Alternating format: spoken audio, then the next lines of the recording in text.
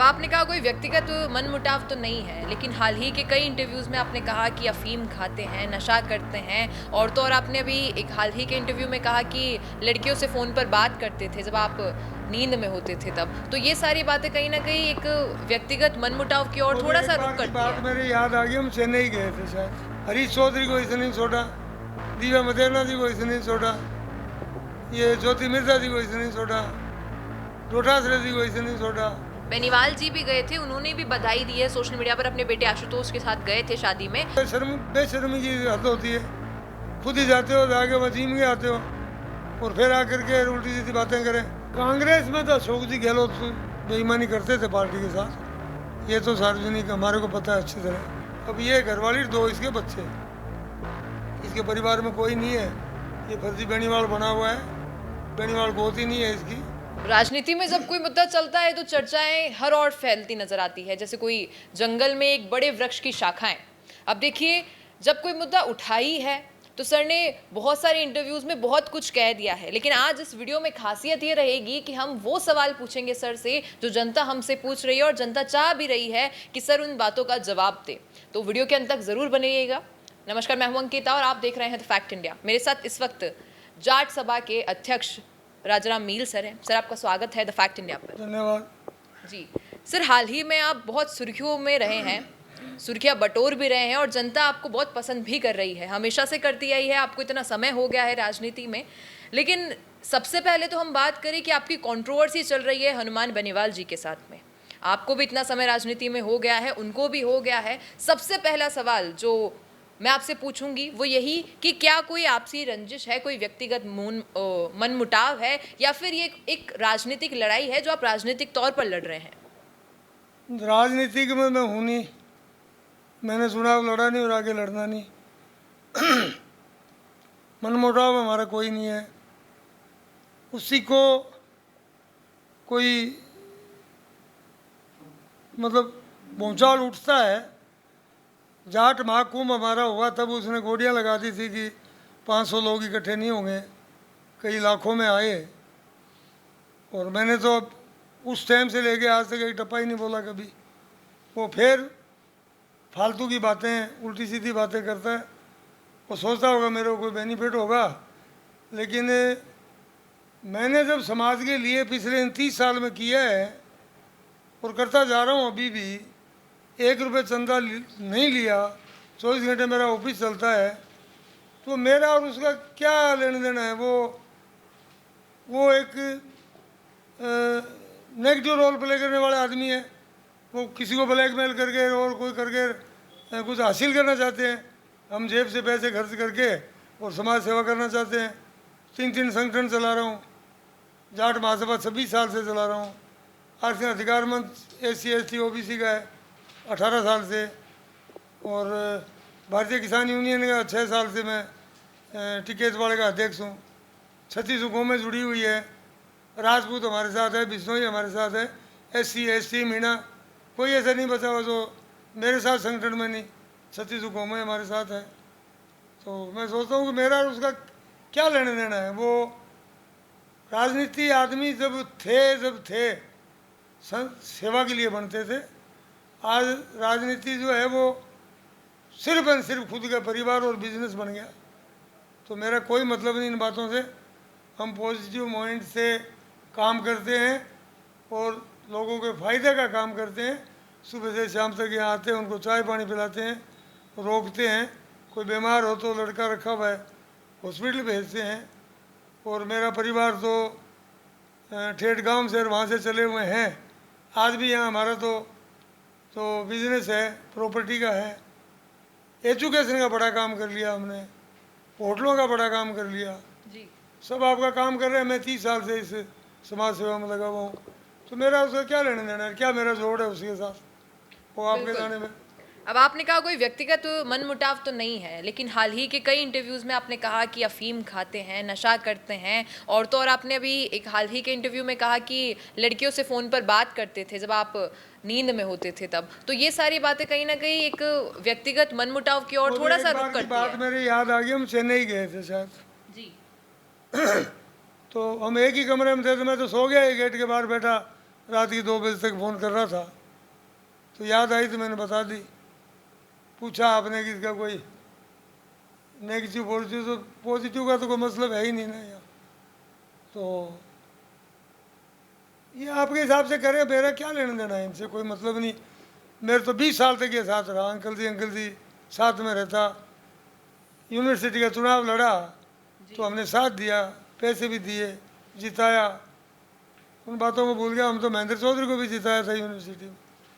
जाट के फेवर में काम करते हैं, समाज के अध्यक्ष हैं तो करते हैं। मैं तो समाज के आदमी के खिलाफ बोलना नहीं चाहता हूँ, और ये समाज के आदमी के खिलाफ के अलावा कुछ बोलता ही नहीं है। हरीश चौधरी को इसने नहीं छोड़ा, दिव्या मदेरना जी को इसने नहीं छोड़ा, ये ज्योति मिर्जा जी को इसने नहीं छोड़ा, डोटासरे जी को इसने नहीं छोड़ा, बसुंधरा जी को इसने नहीं छोड़ा। तो क्या क्या है, क्या ये क्या है? तो कि यही सब कुछ है, यही सब वो माँ बहन सबकी करता रहेगा। ये बेवकूफ़ी की गलत बात है, लेकिन मैं तो फिर भी कुछ कोई इन बातों से ज़्यादा मतलब रखता नहीं हूँ। मैं मेरे काम से काम रखता हूँ। मेरे को पॉजिटिव कामों से सुबह से लेके शाम तक फुर्सत नहीं है, और ये जाने इसका काम जाने, मेरा कोई मतलब नहीं है। बिल्कुल, लेकिन जनता कह रही है जब आपको मतलब नहीं है इन सारी बातों से, आप नहीं चाहते किसी की व्यक्तिगत जिंदगी के बारे में कहना, तो ये खान पीन की बातें, फ़ोन पर बतियाने की बातें, ये आपको किसी के जीवन में हो रही है, इनसे क्या मतलब है? ये जनता का प्रश्न है सर।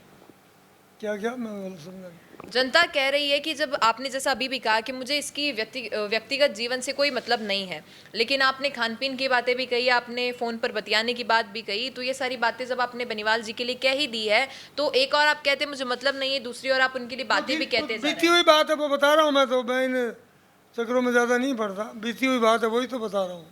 लोग बताते हैं, भाई समझ में आती है नहीं कि इस तरीके के घटिया शब्द क्यों बोलता है, तब लोग कहते हैं ये जब तुंदक में होते हैं तो बोल देते हैं। जी, आप समाज के भी सीनियर हैं, और जैसा आपने कहा तो सही कि मैंने कोई चुनाव नहीं लड़ा, लेकिन हम इसको थोड़ा जाट राजनीति के हिसाब से भी अगर देखें तो क्या बेनीवाल जी की ओर से आपके इतने इंटरव्यूज़ हो गए, इतनी सारी बातें हो गई, कोई कॉल मैसेज या ऐसा कोई सूचना कि ये सारी बातें क्यों कही जा रही है, क्या कहने का मतलब है इन सब चीज़ों का?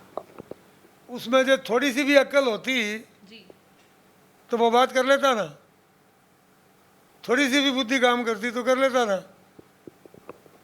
मैंने 80 साल लिए हैं, समाज के लिए बहुत कुछ किया है, और मैं कुछ नहीं बोलता हूँ। जाट माकूम से लेके आज तक कोई एक टप्पा ही नहीं बोला मैंने कहीं। वो अगला ही सोचने की, अगला जाने, अपने कोई वो नहीं। बिल्कुल। अब ये सारी बात की सर शुरुआत भाकर जी की विवाह समारोह से ही हुई थी। अब एक तो ये एंगल भी बहुत ज़्यादा चल रहा है कि आप समर्थन में हैं या नहीं है लव मैरिज के, अरेंज मैरिज के, अंतर जातीय विवाह के या जातीय विवाह के, तो इन सारी चीज़ों के पीछे आप क्या कहेंगे? क्योंकि एक और तो जनता चाहती है कि सभी लोग इसी परिवारवाद की राजनीति से बाहर निकलकर एक ऐसे समाज में जिए जहाँ पे सभी को बराबर का हक दिया जाए। अब ऐसे ही समाज में लोग समाज को बीच में भी ले आते हैं, जातियों को भी बीच में ले आते हैं, शादियों को बीच में ले आते हैं, पैसे को बीच में ले आते हैं, इसके लिए आप क्या कहेंगे? अंतर्जातीय विवाह में कोई बुराई नहीं है। चौधरी चरण सिंह जी ने आज से 90 साल पहले कहा था, उनके बच्चों को दूसरे समाज में शादियाँ हो रखी है, उनके बच्चों ने किया, उनके बच्चों के बच्चों ने किया। तो ये गलत बात है, इस तरीके की बात पे कोई टिप्पणी करना। अच्छी बात है, ये कर रहे हैं, बहुत बढ़िया है। मैं तो इसी शादी में गया था, बाकर की शादी तो में बेनीवाल जी भी थे इस शादी में और बधाई भी दी थी सोशल मीडिया पर। मैं गया था, और मैंने पोस्ट भी डाली थी, और मैंने बधाई दी उनको कि अच्छी बात है, बढ़िया काम किया। नहीं, और मैं इस बातों के फेवर में हूँ। बेनीवाल जी भी गए थे, उन्होंने भी बधाई दी है सोशल मीडिया पर, अपने बेटे आशुतोष के साथ गए थे शादी में, तस्वीर भी खुद डाली अपने ट्विटर और बाकी सोशल मीडिया हैंडल्स पे, और उसके बावजूद ये कहना जातियों के विवाह को लेकर। तो ये तो उनके सोचने की बात है। शर्म बेशर्मी की हद होती है। खुद ही जाते हो, जाके वहाँ जिम के आते हो, और फिर आकर के उल्टी सीधी बातें करें, तो क्या उनकी बुद्धि काम नहीं करती क्या? इस तरीके से क्या मतलब है? क्या लेना देना किसी के कंट्रोवर्सी में मतलब पैदा करनी, क्या मतलब क्या है?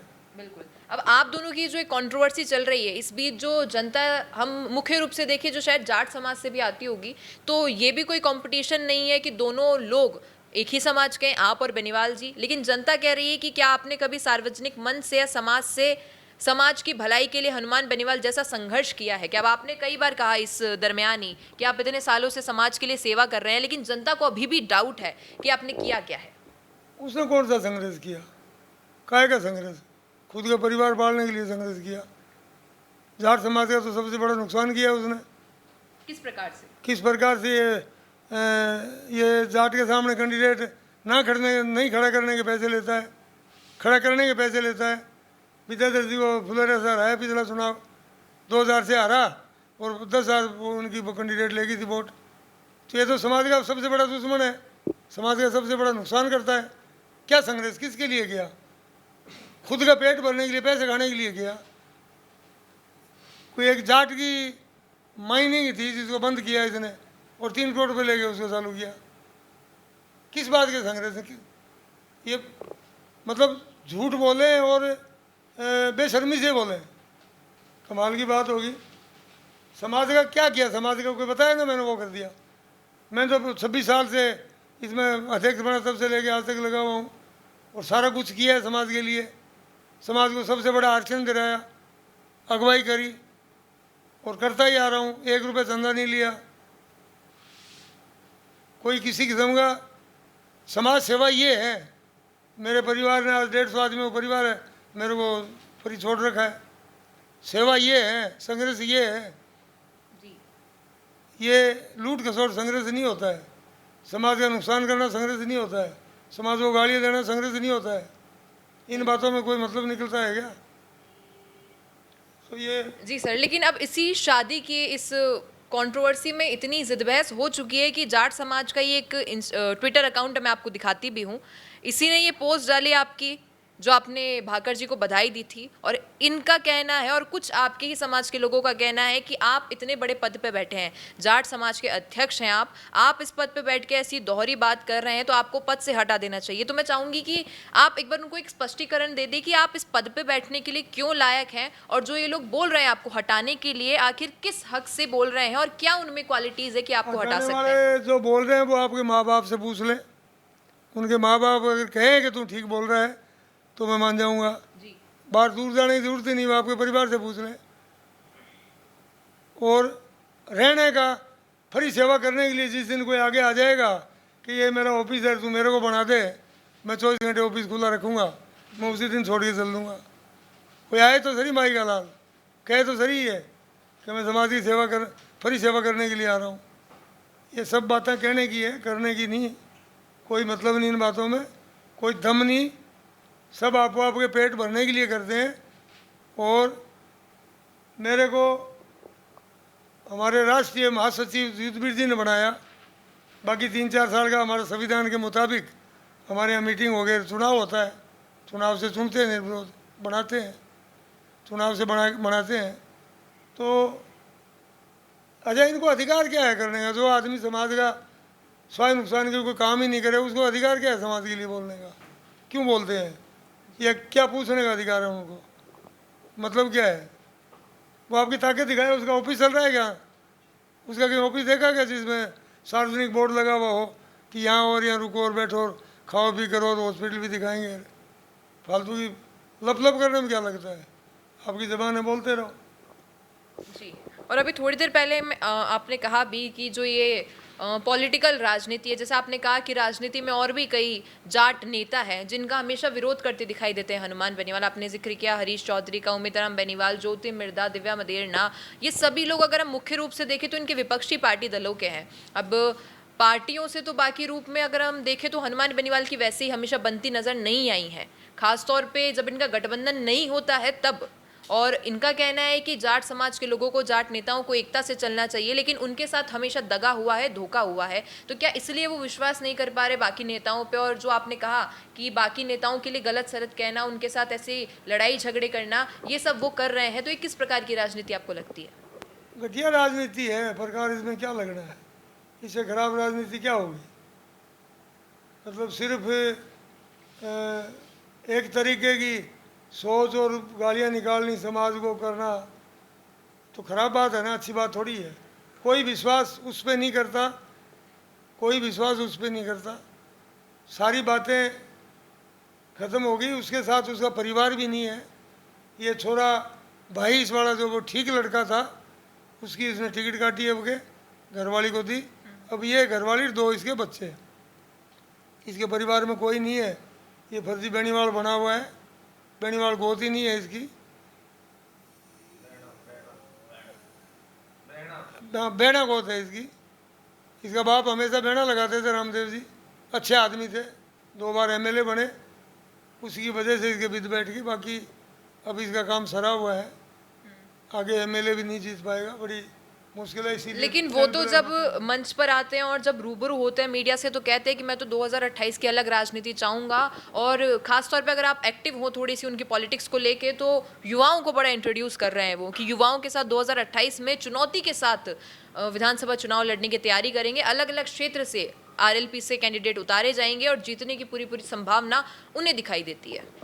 बाकी छोड़ दो जिताने की बात, वो खुद जीत गया है, उस दिन आप मेरे से बात करना। 28 में वो एमएलए बने, खुद ही लड़ेगा, इसमें कोई डाउट नहीं। वो एमएलए बने उस दिन मेरे से कहना कि आप कह रहे थे नहीं जीतेगा, ये मैं कहता हूँ। बाकी छोड़ दो, बाकी कुछ नहीं है। लोग कोई इसके साथ नहीं रहे और कोई विश्वास नहीं करेगा, कोई इसकी मानेगा नहीं। वो जो नुकसान इसने करना था वो कर दिया। अब इसके बोलने से कहने से कोई नुकसान समाज का होने वाला नहीं है, किसी भी समाज का नहीं होगा जी।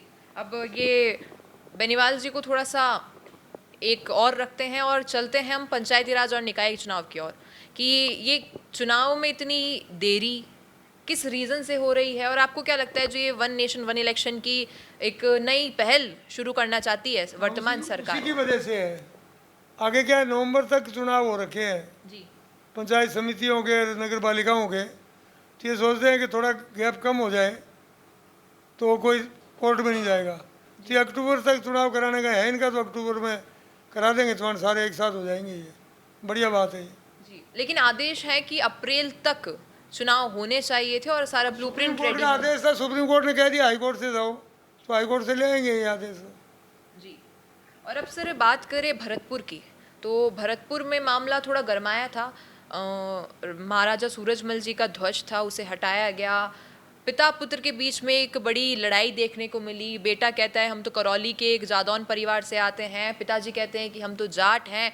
ये लड़ाई दिखी। फिर जब समाज इन्वॉल्व हो गया तो समाज को विश्वेंद्र जी कहते हैं कि आप दूर रहिए, हम कर लेंगे इस मामले को सॉल्व, झंडा वापस लगा दिया जाएगा। झंडा हालांकि लग गया और अब पिता पुत्र वापस भी एक साथ देखने को मिले। तो आप क्या कहेंगे कि जो व्यक्ति एक अच्छे पद पे, बड़े पद पे बैठा है, जो समाज के एक बहुत अच्छी पद्धति पे बैठा है, वो ऐसी तुच्छ छोटी मोटी राजनीति करे, अपने ही परिवार का कलह सार्वजनिक करे, और जब समाज इसमें जुड़ जाए क्योंकि समाज की भावनाएं आहत हो रही हैं, तब पीछे हट जाए? और ये सारी बातें कितनी समाज को बुरी लग रही है, क्योंकि समाज तो धरना देने तक तैयार था।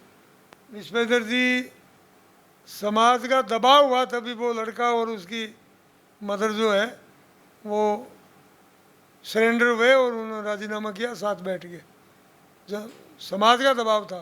जी। विश्वेंद्र जी ठीक है, आपकी जगह सही थे, शाना आदमी है, तो उसने सल्टा लिया आपको अंदर अंदर ही।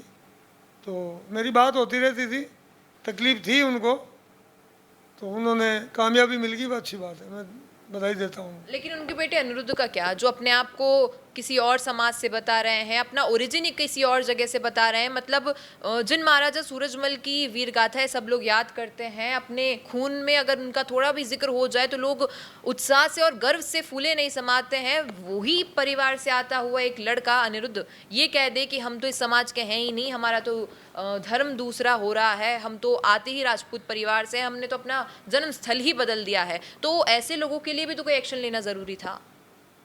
वो लेना था, लेकिन बच्चा है, इनको ध्यान नहीं, समझता नहीं है, गलत भाषा यूज़ कर रहा है, गलत बात यूज़ कर रहा है। अकल आ जाएगी इनको, मेरे हिसाब से इससे ज़्यादा कोई कहने की आवश्यकता ही नहीं। बिल्कुल। और सर एक प्रश्न ये भी कि आपको क्या लगता है जिस प्रकार की राजनीति बीजेपी और कांग्रेस की चल रही है, इसके लिए आए दिन कई नेता, मैं बात करूँ राजेंद्र गुडा की भी, और हनुमान बेनीवाल भी इस लिस्ट में हैं, और भी कई विपक्षी नेता हैं जो कहते हैं कि बीजेपी और कांग्रेस एक गठबंधन की राजनीति करता है, कि जहाँ पे जिसको विजयी चाहिए होती है, दूसरा कैंडिडेट अपने आप थोड़ा सा स्लो दिखाई देता है। तो आपको भी क्या ऐसा लगता है कि ये राजनीति इस प्रकार से चल रही है, या फिर आप किसी पर्टिकुलर पार्टी से संतुष्ट हैं? इसमें कांग्रेस में तो अशोक जी गहलोत बेईमानी करते थे पार्टी के साथ, ये तो सार्वजनिक हमारे को पता है अच्छी तरह। जी। ये इस वाले मामले में भी उसी का हाथ था, सब इसको आगे बढ़ाने का, ये ज्योति मिर्जा जी को तंग करने का। जी। और बाकी जो मिली भगत वाली बात नहीं है, पार्टी कोई अफसरी में है, कोई ऐसा कुछ नहीं। कोई नेता पार्टी में बेईमान हो, पार्टी के साथ गद्दारी करे जी। तो वो गलत है। बाकी अशोक जी गहलोत तो करता था, वो मेरे को ध्यान है। बीजेपी का हमारे को आइडिया नहीं है। बिल्कुल। और सर एक क्वेश्चन ये भी कि हमेशा जब कोई जाट चेहरा किसी बड़े पद पे या जाट नेता दिखता है या उससे बातचीत होती है तो एक दर्द दुख सबका झलकता है कि मुख्यमंत्री की गद्दी पर जाट समाज से कोई चेहरा नहीं दिखा। आपको क्या लगता है कि किसकी कमियां हैं, क्या कमियां हैं कि आप मंत्री बन जाते हैं कैबिनेट में, आप एमएलए सांसद सब बन रहे हैं, लेकिन मुख्यमंत्री की जो गद्दी है वो हाथ नहीं लग पा रही है किसी जाट नेता के? पिछली बार चुनाव में समीकरण थे जी। बनने के पूरे चांस थे, दोनों पार्टियों के अध्यक्ष जाट थे, जी। लेकिन कांग्रेस का राज नहीं बना और बीजेपी का कैंडिडेट हार गया, तो ये माइनस हो गया। आने वाले समय में अब समीकरण बनेगा, देखो कि विध बैठेगी समाज के, मेरे हिसाब से मौका आएगा कि जाट समाज से भी कोई मुख्यमंत्री हो सुचारू रूप से। और सर कुछ ऐसी गतिविधियों पे हम ध्यान दें कि जैसा आपने ये क्लियर कर दिया है कि आप पॉलिटिक्स से इतना इन्वॉल्व नहीं है, लेकिन कुछ छोटी मोटी त्रुटियां हर विभाग में देखने को मिलती है। शिक्षा विभाग हो, स्वास्थ्य विभाग हो, आए दिन खबरें आती है स्कूल की, सरकारी स्कूलों की बिल्डिंगें गिरती हैं, स्वास्थ्य विभाग में कई कमियां नज़र आती हैं कि गलत दवाइयाँ दे दी जाती है। तो कैबिनेट में इतने मंत्री हैं, अपने अपने डिपार्टमेंट के हिसाब से सरकार ने चुनकर मंत्री बिठाए हैं, लेकिन इतनी बड़ी बड़ी लापरवाहियाँ सामने आती है कि कई लोगों की जान चली जाती है और सरकार सुनती नहीं है। सुनती है तो कुछ केसेस में सुना जाता है कि मुआवजा दे दिया किसी व्यक्ति को, तो ये भेदभाव क्यों किया जाता है? क्या ये सब जातिवाद के हिसाब से चल रहा है अब राजनीति में? उसमें तो देखो, कोई हमारे पास कोई मुद्दा लेके आए तब मालूम पड़े तो हम उसकी पैरवाई करें। बाकी अखबारों में आए और बात है, उससे कोई मतलब नहीं निकलता। नहीं सर, जैसे हम बात करें कि कुछ समय पहले झालावाड़ में एक स्कूल की बिल्डिंग गिरी थी, जो छत गिर गई थी, पानी की सीलन की वजह से कमजोर हो गई थी। उसमें सामना करने के लिए विपक्ष है, वो करता है, हमारा काम नहीं। विपक्ष हो या बाकी नेता हो अलग अलग पार्टी के, सबने थोड़ा बहुत विरोध किया था, लेकिन बाद में सभी ने चुप्पी साध ली थी। तो ये तो सर एक सामाजिक परेशानी हो गई। भले ही आपके समाज के लोग वहाँ नहीं थे, भले ही आपका क्षेत्र नहीं था, लेकिन वो जो क्षेत्र था वहाँ पे भी लोग ही थे। उस टाइम कोई बात हुई तो हमने भी करी थी बात, लोगों से बताया था जी, फोन फान किए। बाकी हमारे पास तो कोई बात आएगी तो हम उनके साथ खड़े होकर काम करते हैं। मतलब आप व्यक्तिगत रूप से वहाँ नहीं पहुँचेंगे? नहीं, व्यक्तिगत भी जाना पड़े तो वहाँ पहुँच जाएंगे, ऐसा तो कोई वो पाबंदी थोड़ी है हमारे पे। अगर कोई हम देखो, हमारे पास कोई मुद्दा आएगा, कोई बात आएगी तब जाएंगे। बाकी तो हमारा ये काम थोड़ी है कि हम इनमें डोलते फिरेंगे। समाज का काम है, 3 संगठन चला रहे हैं, काम बहुत है। बात आएगी तो हमें फ़ोन करेंगे, लेटर लिखेंगे, जाना पड़ेगा तो वहाँ जाएंगे, सारे काम करेंगे, काम करवाते भी हैं, लगे भी रहते हैं काम कराने में। वही सर, लेकिन मेरा कहना वही था कि जो झालावाड़ का मुद्दा था शायद वो समाज का, क्षेत्र का या वैसा मुद्दा नहीं था, वहाँ पे शायद सभी का पहुँचना ज़रूरी था। लेकिन चलो वो बात गई, आपने ये भी स्पष्ट कर दिया कि समाज के आपके 3 संगठन हैं, उनको भी चलाना ज़रूरी है। तो शायद ये सारी बातें थी। अब सर ने बखूबी सभी चीज़ों का जवाब दिया है, और अगर आपके मन में अभी भी कुछ हो तो कमेंट में ज़रूर बता दीजिएगा। अगली बार जब मुलाकात होगी इनसे तो सारे आपके प्रश्नों का उत्तर लिया जाएगा। धन्यवाद। मैं अंकिता सोनी। रुकिए और जरा ध्यान से सुनिए। क्या आप हमारी इन खबरों से अपने व्यापार को भी बढ़ाना चाहते हैं? तो आप भी खबरों के दौरान इस तरह के एलिमेंट्स पर अपना विज्ञापन दे सकते हैं, या फिर ऐसे खबर के 1 मिनट बाद अपना पूरा विज्ञापन डलवाएं, जो कि 8 लाख से ज्यादा सब्सक्राइबर्स और फॉलोअर्स वाले द फैक्ट इंडिया चैनल्स और पेजेस से राजस्थान के कोने कोने में पहुंचेगा, और इससे आपका व्यापार, ब्रांड सब कुछ बढ़ेगा।